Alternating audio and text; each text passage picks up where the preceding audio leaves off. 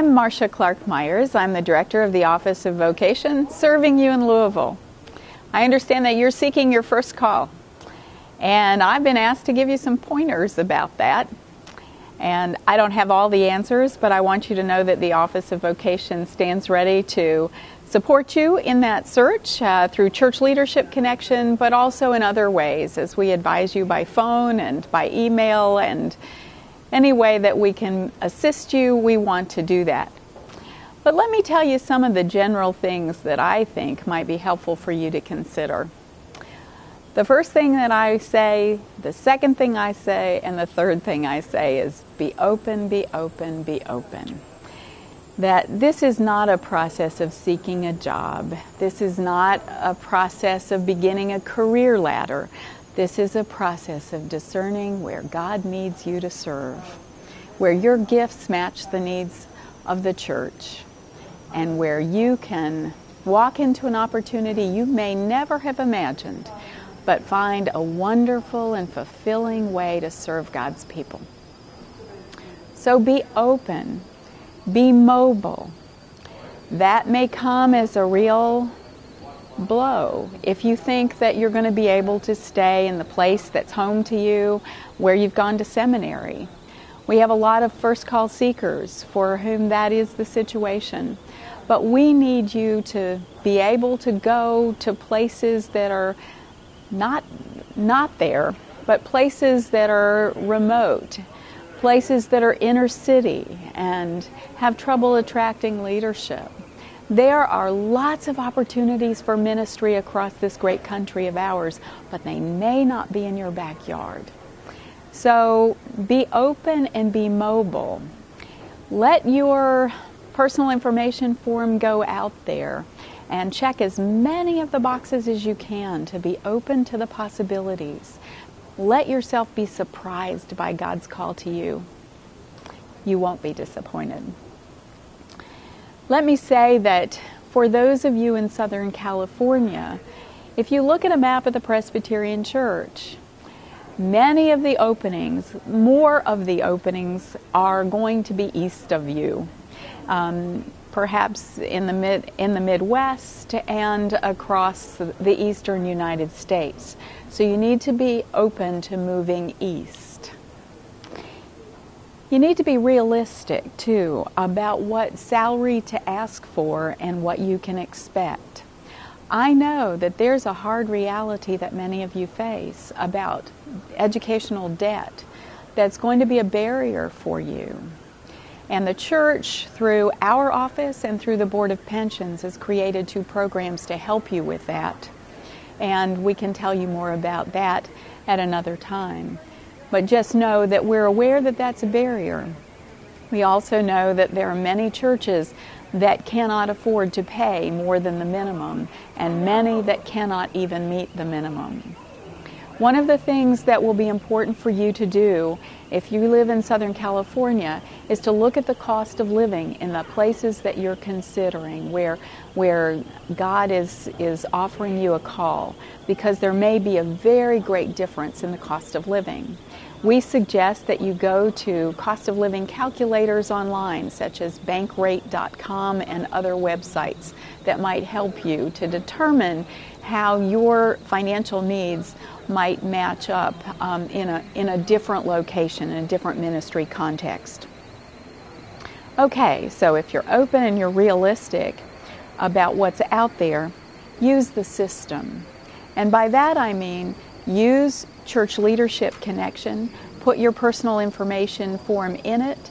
After you've had it read by mentors, your presbytery executives, seminary professors, others who are experienced in the church and who can guide you about how to express yourself well, to talk about your gifts and what you have to offer to the church. Put your PIF in the system, pray over it, and know that some exciting opportunities may come your way. And when the phone rings or the email dings, be open to the possibility of someone with whom you've been connected. In addition to using the system, self-refer. You can do that through Church Leadership Connection. You also can do it by mail and email by sending your PIF out to situations that interest you. Then it's important on top of both of those for you to network. And that means connect with people who know about positions, who love and serve the church, and who can help you get connected with positions where your gifts might be well used. One of the things that I think may be an important opportunity for you is to invest in going to places where lots of Presbyterians congregate. Places like General Assembly and Big Tent, regional gatherings and evangelism conferences, because that's where you're going to hook up with people who know about positions, know about ministry openings, know about possibilities, and who can get to know you and then connect you and present you and advocate for you. It's important that you get to know executive presbyters, because they are people in presbyteries who know not only the positions that are currently available, but positions that might be available. And if they can get to know you, and you can share with them what you can do to meet the needs of churches in their ministry context, when an opening comes up, they may be able to help you to connect with that church. You need to be able to express what I can offer you for the mission of Christ in your church when you talk to executive presbyters and others. It's important that you talk about your gifts and what you can do to meet the mission needs, rather than talking about what you're looking for, what kind of ministry situation you would prefer to serve. Turn it the other way and think about the ministry needs of the church and how you can serve Christ, how you've been gifted and called to do particular kinds of things that presbytery and those churches might be looking for. Then I would say to you that once you've made that connection, or once you go to those networking opportunities, you need to be ready to make the very best impression you can. That means paying attention to how you dress, dressing professionally, being able to meet and greet even with people you don't know or don't feel comfortable with. Practice those things. Have some of your friends and mentors interview you so that you can get comfortable in talking about yourself and your gifts and your sense of call. Then, understanding the reality of our church, I would say to you it's important to think about tent making or bivocational ministry. Many of us went into ministry assuming that we would be called to a full-time position as an installed pastor in a church, and that we would serve in those kind of positions for a lifetime. But the fact is that we have many churches that cannot call and install a pastor, but they are looking for and eager for leadership, and you can provide it. Tent making, bivocational ministry is as old as the church itself. It comes from the Apostle Paul, who understood that he needed to do something to support his ministry, and so he sewed tents as he preached the gospel. As you think about what you might do in a bivocational situation, think about a previous work that you have done, experience and certifications that you have, a hobby that you might like to explore, and think about ways that you could utilize that in a ministry context and serve a small church part-time. There are many of us who can help provide you with connections and information about bivocational ministry to help you move into that kind of unique opportunity that presents itself all across the church. I would say to you, as you think about your first call, that it's important to think about Word and Sacrament ministry and to look for a position that will enable you to do Word and Sacrament ministry.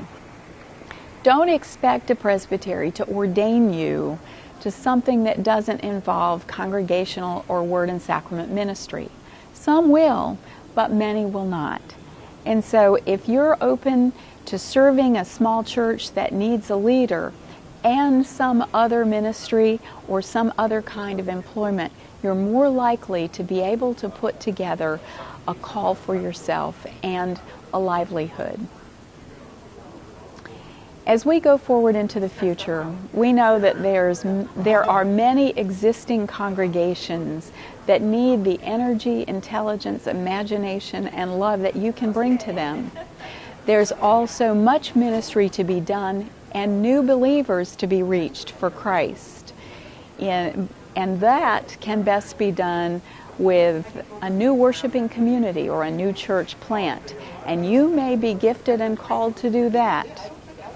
So I present to you two opportunities to think about. One is to do ministry with an existing congregation and help them to reach out to new neighbors and transform their ministry.